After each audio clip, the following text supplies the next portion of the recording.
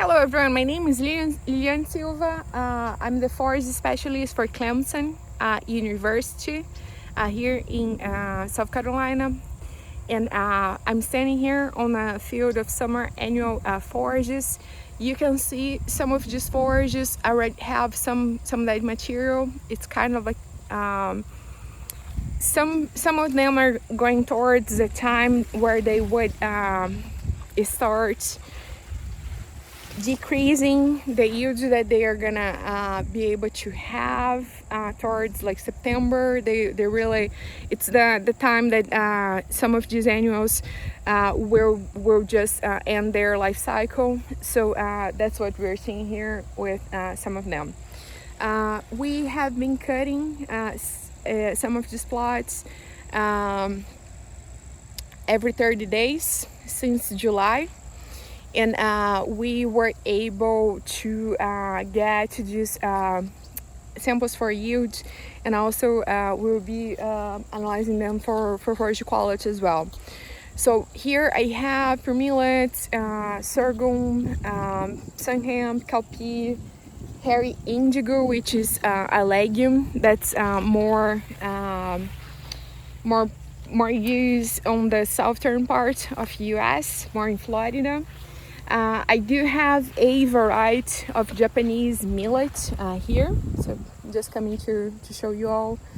This is the Japanese millet variety that we have here. This is Dr. Ray, Chris Ray, our director here at the REC. He's releasing this entry, which will be become a variety later. And we are collecting data to see if this could be used as a source for forage, for grazing, or for something else for cattle as well. Like I was talking about, we do have just different forages, either in monocultures or in mixtures. So you can see here cowpea growing with millet, and then we also have some hemp around here. And the difference in height is the so this part that's not as tall as the part on the front is because we have been harvesting every 30 days, and the part on the front we just let that grow for around 85 days, and we just harvested today. So we have had a really good rainfall amount through July and even early August. We have been dry now, so right now everything is really dry. Weather's kind of like looking like we could rain, but honestly not sure if we will end up having some rain or not. But because of the rain that we got after planting and throughout the times that we were harvesting, we were able to get a good yield here. And I'll go around the sunham to show the height that we have for those plants.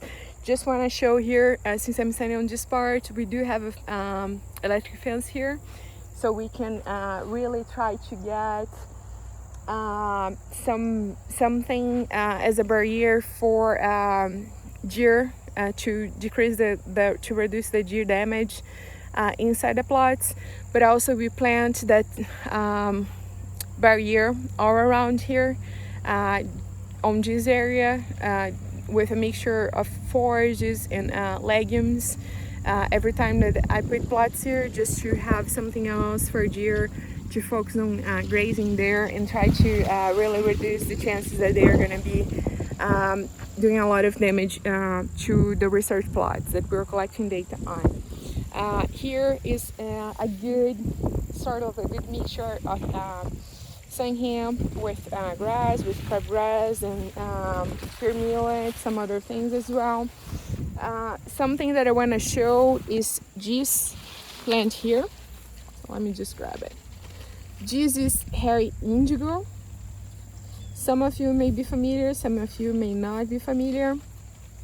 It's still on the vegetative stage.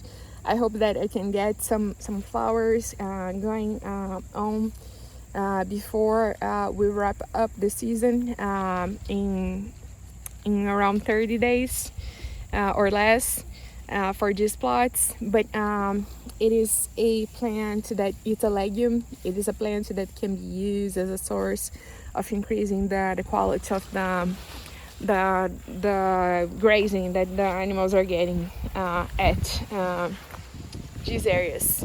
So I am 5'5", but I really want to emphasize this.